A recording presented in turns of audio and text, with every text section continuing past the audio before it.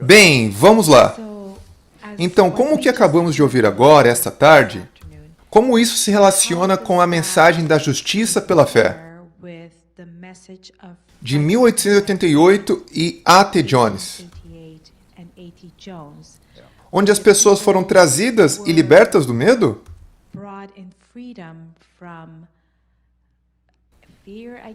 Eu penso, se você pudesse expandir sobre isso, número 1. E número 2, nosso propósito é reivindicar o caráter de Deus. Então, eu não quero me expressar de maneira errada. Deus precisa de nós? Sim, Deus precisa de nós. Eu vou falar sobre esse último ponto e depois voltaremos para o primeiro. Deus nunca opera independentemente do povo que Ele chama, porque Ele está em julgamento, lembre-se disso. Ele está em julgamento. Romanos 3:4 é muito importante. Deus está em julgamento nessa experiência. Portanto, se Ele não tiver testemunhas ao lado dele, como Ele pode ser reivindicado? Ele tentou fazer isso através de Israel, não foi? Eles deveriam ser as testemunhas do caráter de Deus para todo mundo. E ao invés disso, eles voltaram para si mesmos, com seus próprios preconceitos, contra as pessoas que não eram como eles. Então eles falharam e crucificaram o Filho de Deus. Ele tentou isso novamente na primeira geração, e não funcionou muito bem. Ele tentou na reforma e não funcionou muito bem. E agora ele chegou à última geração de pessoas nesta terra. E portanto, se esse povo não mostrar ao universo que o que Deus diz pode acontecer, quem irá? Israel não fez isso. A reforma não continuou. Então Deus está eu diria, desesperado por uma última geração chamada de 144 mil, que irá demonstrar para o universo, porque eles são os jurados. Eles decidirão quem está certo e quem está errado. Demonstrar ao universo que o caminho de Deus funciona e sua graça traz um milagre consigo. Então sim, eu acredito que Deus depende dessa última geração. Isso quer dizer que somos nós? Bem, se simplesmente brincarmos, será outra geração e outra geração. Será alguma geração. Alguma geração. Agora, de volta ao primeiro ponto que você perguntou, e sobre a mensagem de 1888. O pastor Jones diria algo assim, se ele estivesse aqui hoje. Ele diria, você veio a esta reunião e ouviu sobre todas as coisas que devemos fazer e ser para receber o selo de Deus. E você está prestes a morrer, porque você está dizendo, Senhor, isso é impossível! Nós podemos ir para casa desesperados.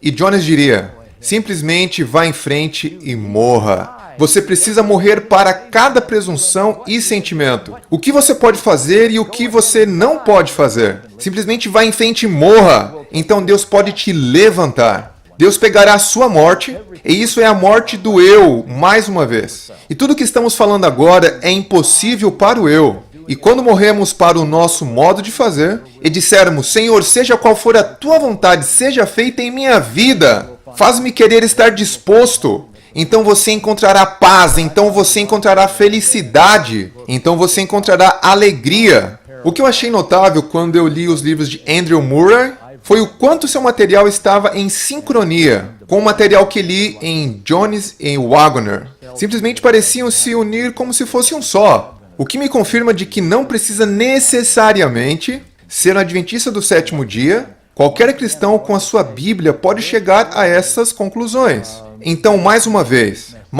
eu vou dizer que esta é a mensagem de 1888. E ela significa morrer para tudo que possa ser cumprido pelo esforço humano e viver para Cristo. Cada momento de cada dia em completa entrega. Certo, agora onde estava o próximo? Eu acho que vi aqui, mas talvez não.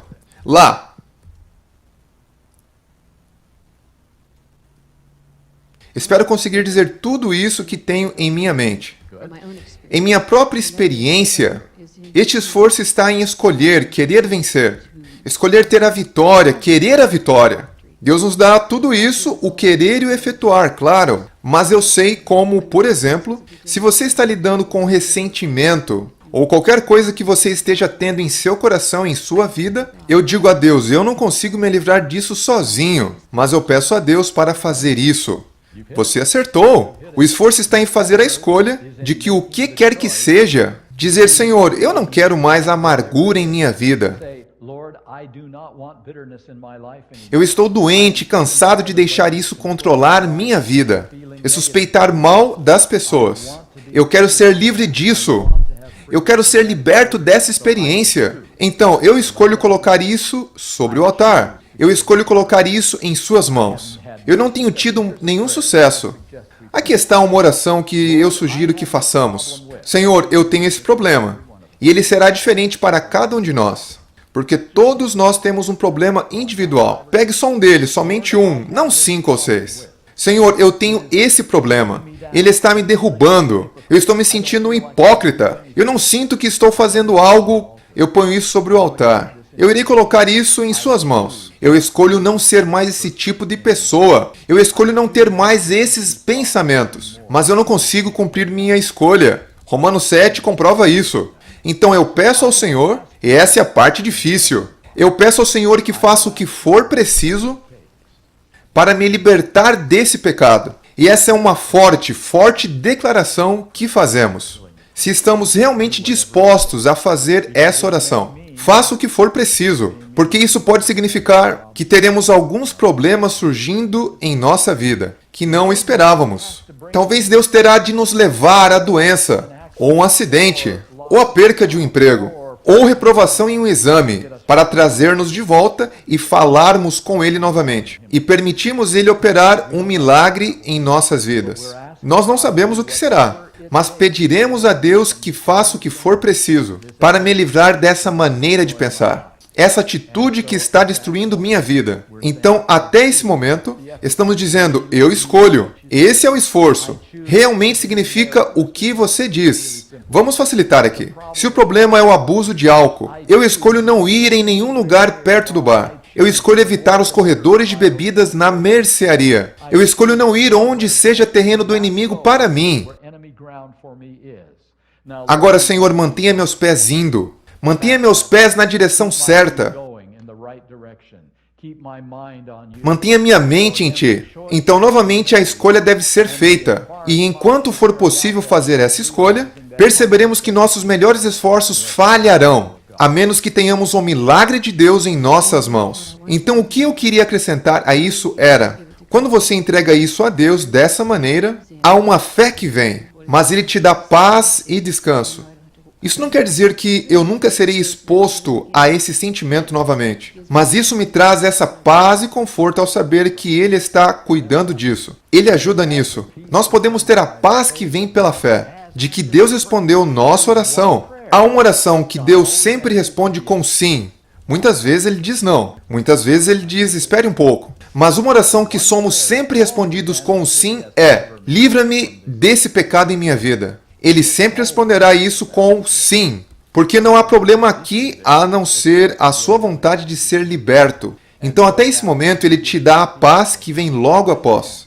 E quando esse próximo pensamento vem em sua mente, dobre seus joelhos e diga, Senhor, eu fiz um compromisso. Agora me ajude a cumprir esse compromisso. Livra-me desse pensamento agora. E Deus pode conceder essa vitória.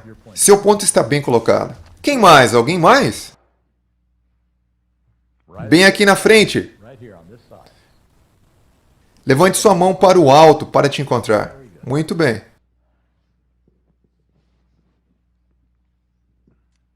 Então, o que é a última geração para você? Você pode explicar isso, por favor? A última geração deveria ter sido 10 anos após 1844. E eu estou me apoiando na inspiração agora.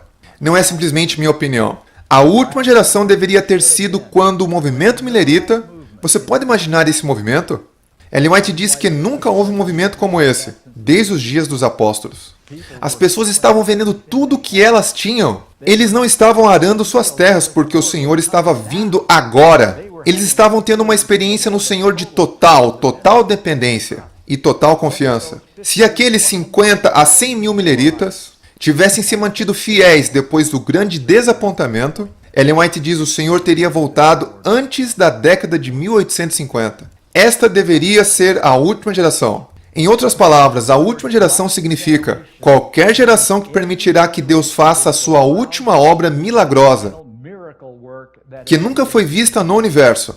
Obviamente você conhece a história. A maioria deles perderam a fé, perderam a essência depois daquele tempo. Restaram uns 50 que tiveram que começar tudo novamente. Então Deus esperou 40 anos e depois ele enviou 2 mensageiros. Eu indicaria a você, se você ainda não leu, pegue esses livros, eles são facilmente disponíveis. Eles não eram disponíveis quando eu estava crescendo. Eu não sabia nada sobre Jones and Waggoner.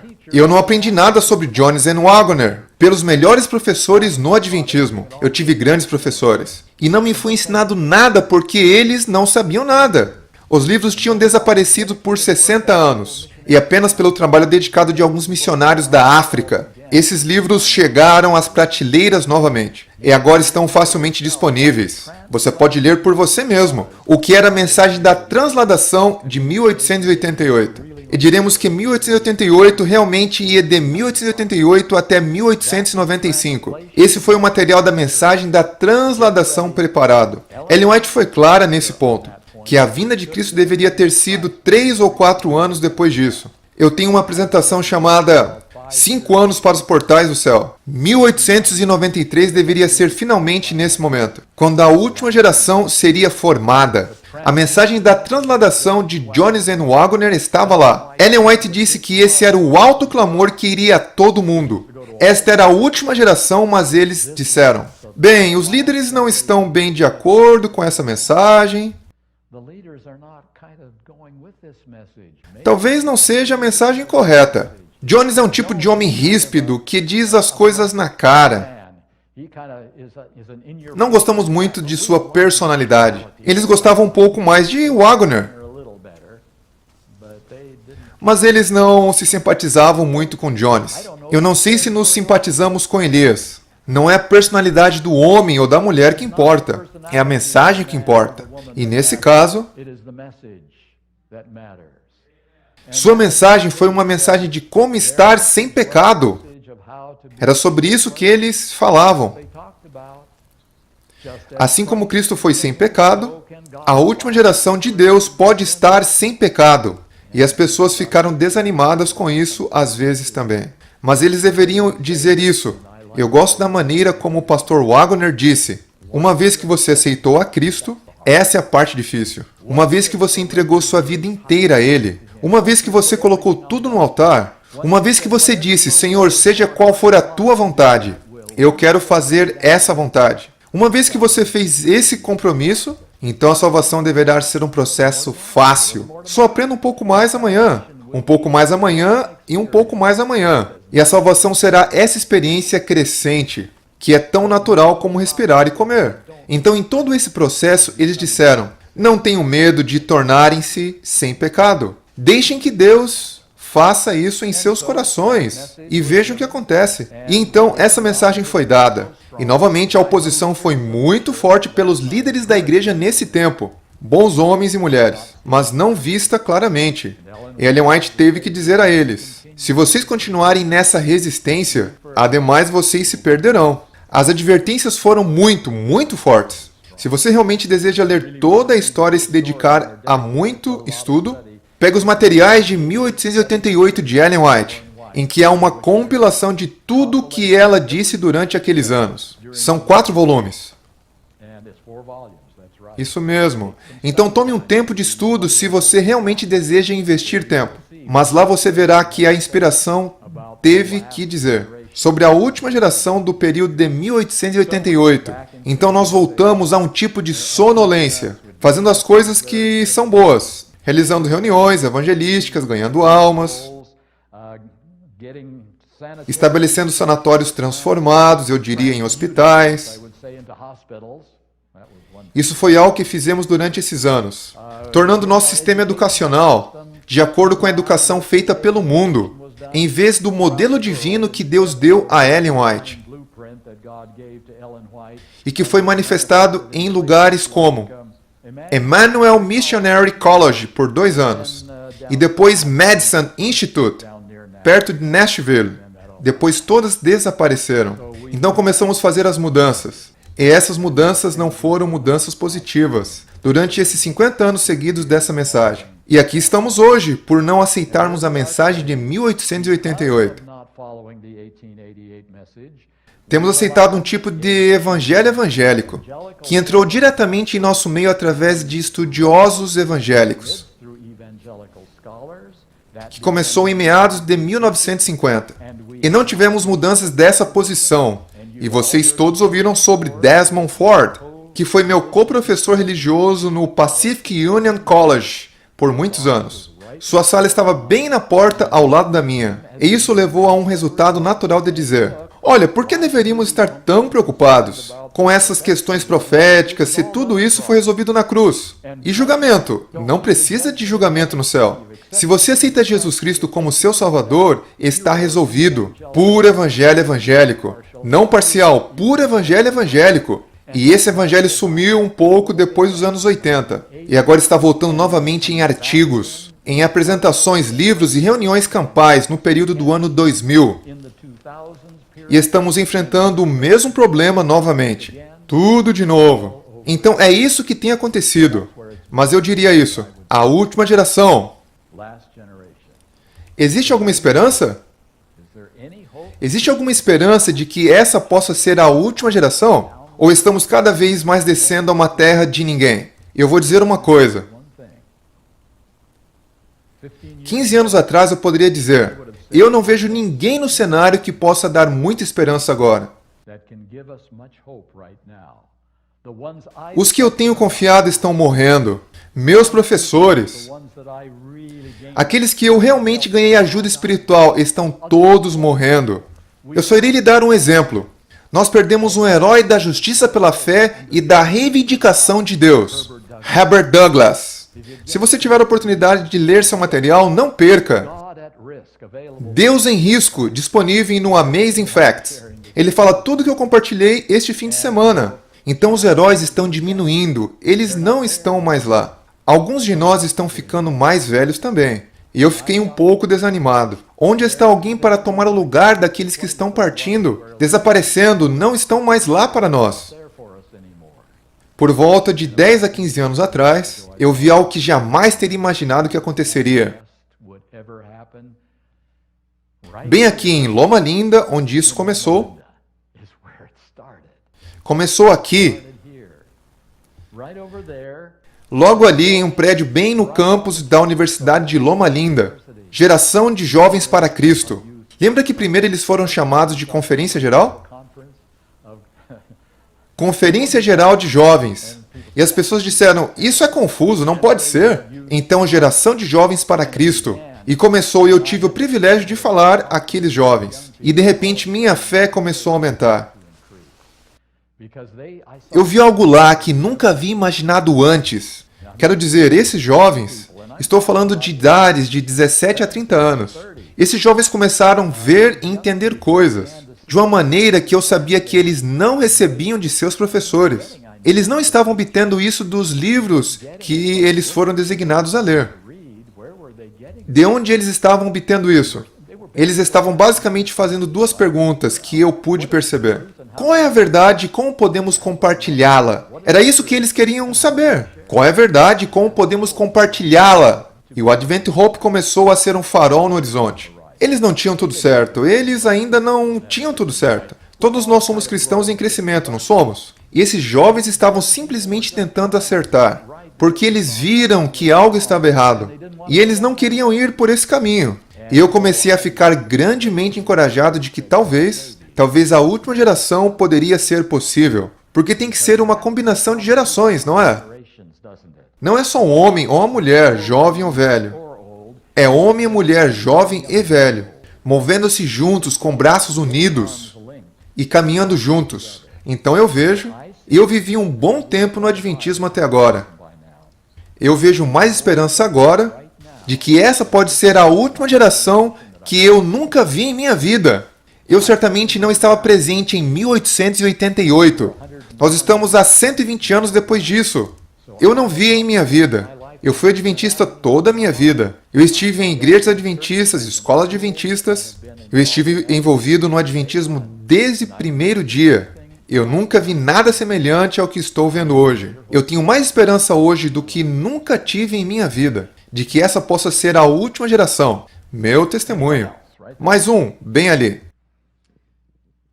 Falando sobre a última geração, podemos fazer um paralelo disso com os rápidos eventos proféticos que estão acontecendo hoje?